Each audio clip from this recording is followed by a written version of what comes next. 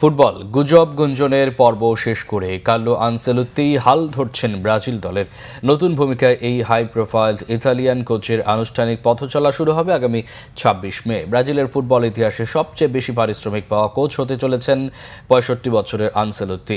Brazilian গণমাধ্যম globe মঙ্গলবার জানিয়েছে, আনসেলোত্তিকে বছরে ১০ মিলিয়ন ইউরো পারিশ্রমিক দেবে ব্রাজিল ফুটবল ফেডারেশন সিবিএফ, যা আগের দুই কোচ তিতে ও দরিভার জুনিয়রের পাওয়া পারিশ্রমিকের দ্বিগুণ।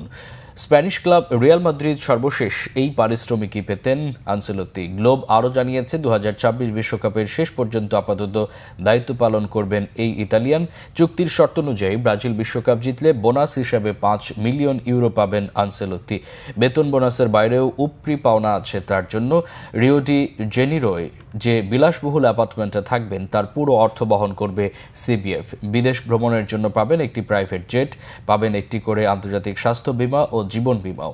ব্রাজিল দলের কোচ হিসেবে আনসেলোত্তি প্রথম প্রকাশ্যে আসবেন ২৬ মে। সেদিনই সংবাদ মাধ্যমের মুখোমুখি হবেন। এরপর পেরু ও ইকুয়েডরের বিপক্ষে বিশ্বকাপ বাছাই ম্যাচের জন্য দল ঘোষণা করবেন। ক্লাব ফুটবলে দারুণ সফল এই কোচ।